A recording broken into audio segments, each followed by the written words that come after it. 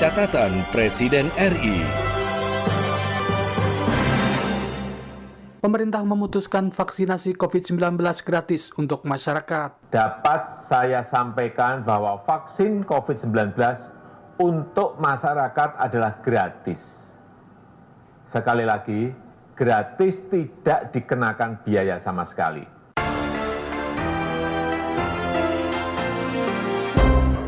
Pada peringatan Hari Anti Korupsi Sedunia, Presiden Jokowi meminta upaya pemberantasan korupsi tidak boleh padam. Meskipun listrik di KPK padam, tapi pemberantasan korupsi tidak boleh padam.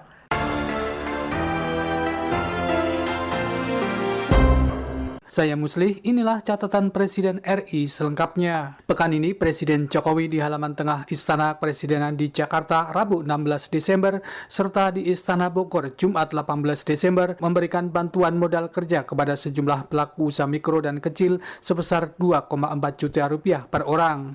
Di halaman tengah Istana Kepresidenan di Jakarta, bantuan tersebut diberikan kepada 60 pelaku usaha mikro dan kecil yang terbagi dalam 2 sesi dengan tetap menerapkan protokol kesehatan. Di hadapan pelaku usaha mikro dan kecil itu, Presiden Joko Widodo menjelaskan bantuan tersebut dalam rangka membantu karena situasi COVID yang sangat sulit.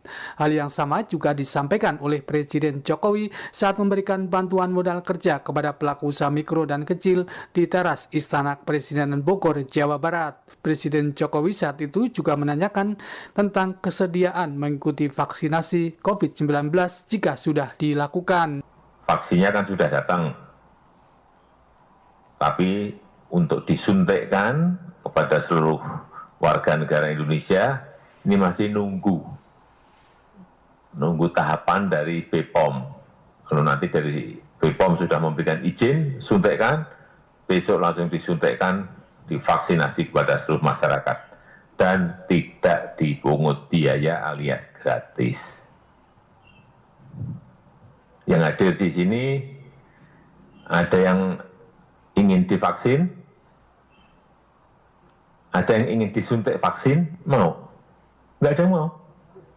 Gimana sih? Takut apa? Yang tidak mau divaksin siapa? Ada? Ada enggak di sini yang nggak mau divaksin? Saya sudah menyampaikan, saya nanti yang akan divaksin pertama kali. Di Indonesia ini saya yang pertama kali untuk menunjukkan bahwa divaksin itu tidak apa-apa. Hingga kalau semua nanti sudah divaksin, ya artinya kita sudah kembali normal lagi, gitu loh. Tapi Bapak Ibu bisa bayangin, yang akan divaksin itu minimal 67% atau 70% dari penduduk Indonesia, sudah kita hitung kemarin. 182 juta itu harus satu-satu divaksin semuanya, kayak anak kecil kalau pas vaksinasi itu. Kayak gigit semut lah, dik, itu aja udah. 182 juta, bayangkan. Banyak sekali, banyak. Memerlukan waktu. Sehingga sekali lagi, begitu besok misalnya divaksin, sudah divaksin, itu belum keadaan bisa langsung normal, itu enggak. Karena baru berapa yang divaksin? Butuh waktu untuk nyuntik satu-satu itu. Ini yang harus kita ngerti. Kenapa harus minimal paling tidak 70% yang disuntik? Supaya terdapat yang namanya kekebalan komunal. Yang namanya herd immunity. Jadi kalau 70% dari Bapak Ibu ini misalnya yang kumpul di sini ini satu RT, ya kan, sudah divaksin 70%, yang 30% nggak divaksin itu sudah aman, karena sudah dipagari oleh yang divaksin. Itu yang namanya kekebalan komunal atau herd immunity. Sehingga saya tanya lagi, siapa yang hadir di sini nanti ingin divaksin? Tadi kok nggak mau gini. Saya harapkan semuanya mau, tidak ada yang menolak. Karena apa? Vaksin itu juga sudah diikuti oleh MUI, sudah oleh Kementerian Agama sampai di pabriknya diikuti. Presiden Jokowi pada kesempatan tersebut juga melakukan dialog dengan penerima bantuan tambahan modal usaha.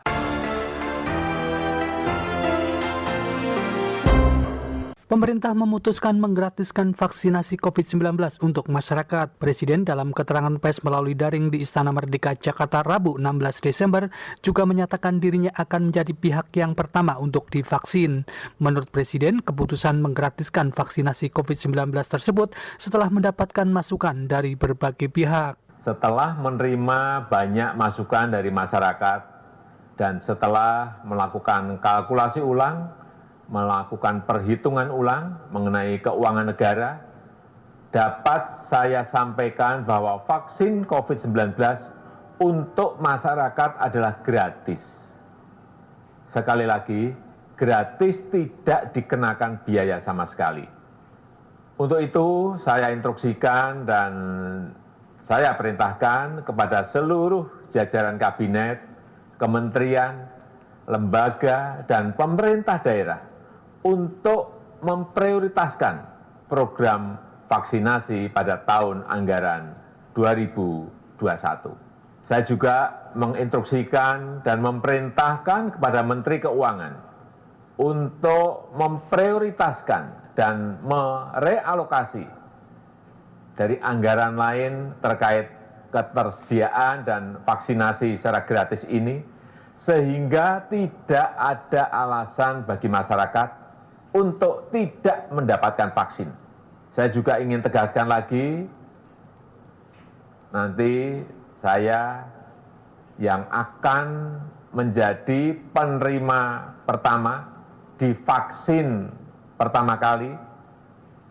Hal ini untuk memberikan kepercayaan dan keyakinan kepada masyarakat bahwa vaksin yang digunakan aman. Terakhir, saya ingatkan agar masyarakat terus berdisiplin menjalankan 3M, menggunakan masker, menjaga jarak, mencuci tangan, untuk kebaikan kita semuanya.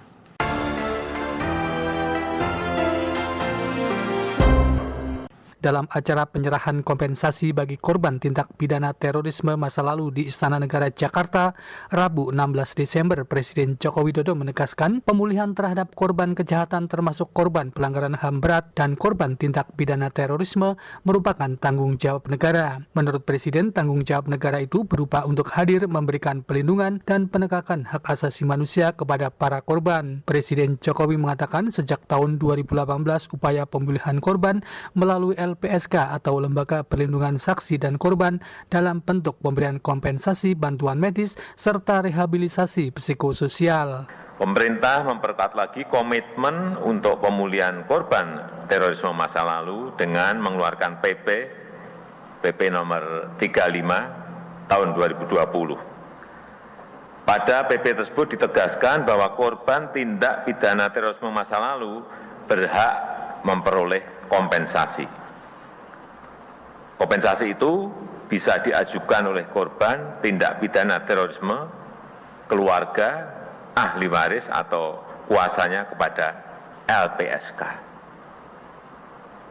Hadirin yang saya hormati, hari ini tadi sudah disampaikan oleh Bapak Ketua LPSK bahwa pembayaran kompensasi sebesar 39.205 juta rupiah secara langsung kepada 215 korban terorisme dan ahli waris dari korban yang telah meninggal dunia dan yang telah teridentifikasi dari 40 peristiwa terorisme masa lalu sebagai bentuk kepedulian dan tanggung jawab negara kepada para korban yang telah belasan tahun menunggu.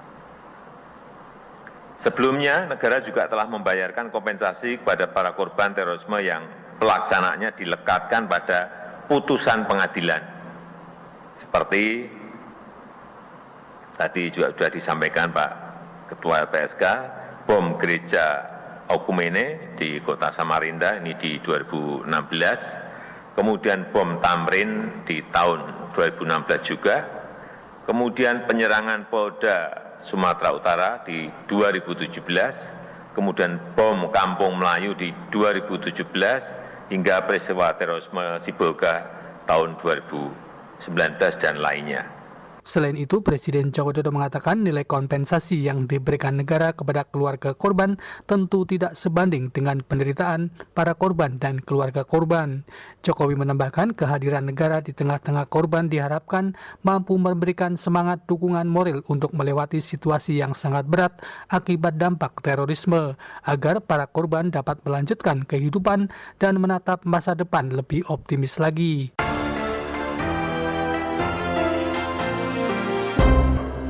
Meskipun listrik di KPK padam, tapi pemberantasan korupsi tidak boleh padam. Anda masih bersama saya Musli dalam catatan Presiden RI. Catatan Presiden RI. Pada sambutan peringatan Hari Anti Korupsi Sedunia tahun 2020, Rabu 16 Desember, melalui telekonferensi di Istana Negara Jakarta, Presiden Jokowi menegaskan mengembangkan budaya anti korupsi dan menumbuhkan rasa malu menikmati hasil korupsi merupakan hulu yang penting dalam pencegahan tindak pidana korupsi. Menurut Presiden, pendidikan anti korupsi harus diperluas untuk melahirkan generasi masa depan yang anti korupsi. Lebih lanjut, Presiden menilai membangun sistem yang menutup peluang terjadinya tindak pidana korupsi juga merupakan kunci utama. Pemerintah berusaha keras untuk melakukan reformasi struktural secara besar-besaran. Regulasi yang tumpang tindih dan prosedur yang rumit terus akan kita pangkas. Mekanisme dan prosedur birokrasi yang rumit kita sederhanakan, yang kemudian didukung dengan penggunaan teknologi digital seperti e-budgeting, e-procurement, e-audit, dan aplikasi-aplikasi lainnya. Namun, orientasi dan mindset dalam pengawasan dan penegakan hukum harus diarahkan untuk perbaikan tata kelola dan pencegahan korupsi. Kinerja penegakan bukan diukur dari seberapa banyak kasus yang ditemukan, tetapi pada bagaimana mencegah secara berkelanjutan agar tindak pidana korupsi itu tidak sampai terjadi lagi. Saya berharap dengan langkah-langkah yang sistematis, yang sistemik dari hulu sampai hilir, kita bisa lebih efektif memberantas korupsi, lebih efektif memberantas kemiskinan dan mengurangi pengangguran, dan menjadikan Indonesia negara maju yang kita cita-citakan. Meskipun listrik di KPK padam, tapi pemberantasan korupsi tidak boleh padam. Dalam sambutan itu, Presiden Jokowi tidak menyinggung kembali persoalan korupsi yang kini sedang ditangani KPK, yaitu dugaan tindak pidana korupsi yang melibatkan dua anggota kabinetnya, yaitu Menteri KKP Edi Prabowo dan Menteri Sosial Juliari Batubara. Masih terkait dengan persoalan penegakan hukum di Indonesia, Senin 14 Desember di Istana Negara Jakarta, dalam sambutan rapat kerja kejaksaan sebagaimana diunggah dalam kanal YouTube Sekretariat Presiden, Presiden Jokowi mengungkapkan kejaksaan merupakan institusi terdepan dalam penegakan hukum, dalam pencegahan dan pemberantasan korupsi, serta mengawal kesuksesan pembangunan nasional. Presiden menegaskan kiprah kejaksaan adalah wajah pemerintah, wajah kepastian hukum di Indonesia di mata rakyat maupun di mata internasional. Lebih lanjut, Presiden Joko Widodo mengatakan tanpa kejaksaan yang bersih dan dipercaya, satu fondasi penting pembangunan nasional juga akan rapuh. Kepercayaan publik terhadap lembaga penegak hukum harus terus ditingkatkan. Integritas dan profesionalitas jaksa adalah keharusan. Pengawasan dan penegakan disiplin internal harus terus diperkuat. Kejaksaan harus bersih. Kejaksaan harus bersih. Kejaksaan harus dapat menjadi role model penegak hukum yang profesional dan berintegritas. Bapak, Ibu, dan hadirin yang saya hormati, pembenahan dari hulu sampai hilir di internal kejaksaan dan dalam relasinya dengan lembaga penegak hukum lain harus terus diefektifkan. Rekrutmen dan promosi harus dilakukan secara meritokratis dan transparan, terbuka. Integritas jaksa, wawasan kebangsaan, serta kesiapan menghadapi permasalahan hukum di masa mendatang harus diutamakan. Oleh sebab itu, kapasitas SDM kejaksaan yang relevan dengan revolusi industri 4.0 juga harus diberikan prioritas, harus diprioritaskan. Sistem kerja yang efisien, sistem kerja yang transparan harus terus diupayakan. Cara-cara manual yang lamban, cara-cara manual yang rentan korupsi harus ditinggalkan. Saya mengapresiasi, saya menghargai pengembangan sistem penanganan perkara tindak pidana terpadu berbasis teknologi informasi yang dikembangkan oleh Kejaksaan Agung. Ini bagus. Apalagi telah disinergikan dengan Kemenko Polhukam, dengan kepolisian, dengan lapas, serta pengadilan. Tetapi yang penting bahwa data dan teknologinya harus terus diupdate, harus terus diperbaharui. Pada saat yang sama, pengawasan internal harus diefektifkan agar SDM kejaksaan bertindak profesional. Penanganan perkara harus diarahkan untuk mengkoreksi kesalahan pelaku, untuk memperbaiki pelaku, untuk memulihkan korban kejahatan. Penanganan korupsi juga harus bisa meningkatkan pengembalian aset kejahatan kepada negara. Tadi disampaikan oleh Bapak Jaksa Agung bahwa telah kembali kurang lebih 19 triliun. Ini jumlah yang sangat besar. Dan tentu saja bisa mencegah korupsi berikutnya. Sebagai pemegang kuasa pemerintah, Kejaksaan juga harus bekerja keras untuk membela kepentingan negara, menyelamatkan aset-aset negara. Namun, penegakan hukum juga jangan menimbulkan ketakutan yang menghambat percepatan, yang menghambat inovasi. Pengawasan harus diarahkan untuk mempercepat pembangunan nasional, apalagi yang menyangkut penggunaan APBN, yang harus dibelanjakan secara cepat dan tepat untuk kepentingan rakyat, dan membawa negara kita Indonesia keluar dari krisis kesehatan dan krisis ekonomi sekarang ini. Selain itu, Presiden Jokowi meminta agar Kejaksaan tetap komitmen melanjutkan kasus HAM masa lalu. Menurut Presiden, Kejaksaan merupakan aktor kunci dalam penuntasan pelanggaran HAM masa lalu. Kemajuan konkret dalam upaya penuntasan pelanggaran HAM masa lalu perlu segera terlihat. Presiden meminta Kejaksaan untuk mengefektifkan kerjasama dengan pihak lain seperti Komnas HAM. Selain itu, antisipasi tantangan masa depan harus terus ditingkatkan oleh Kejaksaan. Menurut Presiden, Kejaksaan harus melakukan deteksi dini terhadap berbagai kemungkinan kejahatan ke depan seperti terorisme, pencucian uang, perdagangan orang, serta kejahatan lain yang berdampak pada perekonomian negara.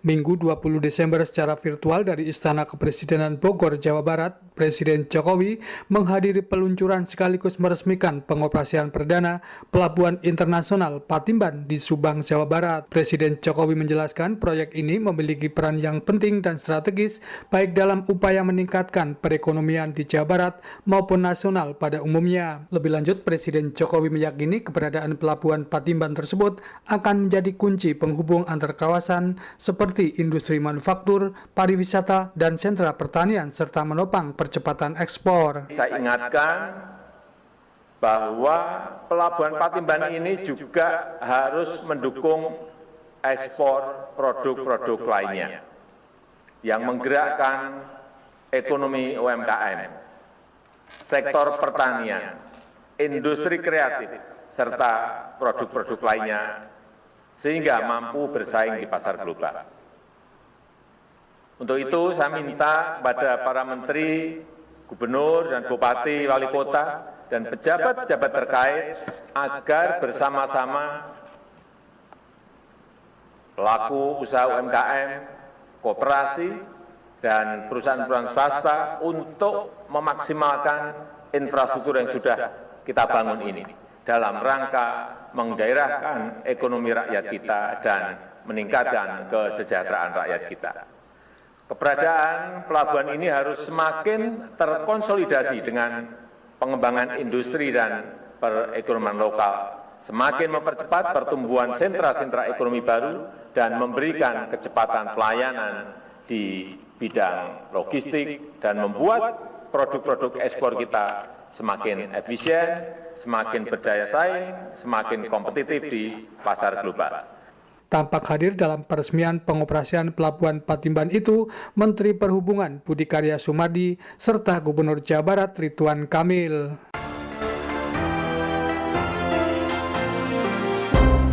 Secara virtual Jumat malam 18 Desember di Istana Bogor, Jawa Barat, Presiden Jokowi meresmikan Muktamar ke-9 Partai Persatuan Pembangunan. Presiden di hadapan para muktamirin secara virtual sebagaimana diunggah dalam kanal YouTube Sekretariat Presiden mengajak untuk memanfaatkan dan mengaktifkan infrastruktur untuk hal-hal yang positif. Dengan konektivitas luring dan daring yang semakin efektif, kita bisa meningkatkan komunikasi antar umat yang tersebar di seluruh Indonesia, di seluruh tanah air, untuk menyebarkan Islam wasatiyah, menebarkan kesejukan dan kedamaian, menumbuhkan toleransi dalam perbedaan dan kebinekaan, dan memperkokoh persatuan dalam keberagaman. Dan melalui konektivitas fisik dan digital, kita bisa berbagi pengalaman dalam membangun daerah, dalam membangun desa. Ada 514 kabupaten dan kota, 34 provinsi, 75.000 desa yang tersebar di seluruh tanah air. Kita bisa berbagi inspirasi untuk mengembangkan inovasi. Dan kita bisa mengakselerasi kualitas sumber daya manusia kita di seluruh pelosok Nusantara. Untuk menghadapi dunia yang sekarang ini penuh dengan perubahan, persaingan, hiperkompetisi, antar negara, antar perusahaan, antar individu yang semakin betul-betul harus kita ikuti hari per hari. Pemanfaatan infrastruktur untuk hal-hal yang positif tersebut harus kita aktifkan agar ruang ini tidak diisi oleh pihak-pihak yang tidak bertanggung jawab. Kita harus aktif mengisi pemberitaan di media sosial dengan keteduhan, dengan kesejukan, dan kita juga harus mengklarifikasi berita-berita yang tidak benar, berita-berita hoax, dan menutup banyaknya ujaran-ujaran kebencian untuk saling kita menghormati dan menghargai sesama anak bangsa sebagai saudara sebangsa dan setanah air. Dalam kesempatan itu, Presiden Jokowi meyakini Muktamar ke-9 Partai Persatuan Pembangunan menjadi arena untuk memperkokoh persatuan partai, persatuan nasional, dan memperbesar kontribusi partai dalam pembangunan nasional.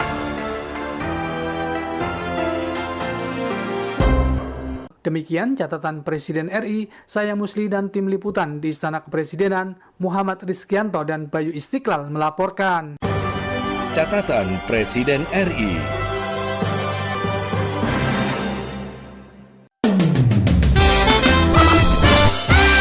Elsington News in Talk.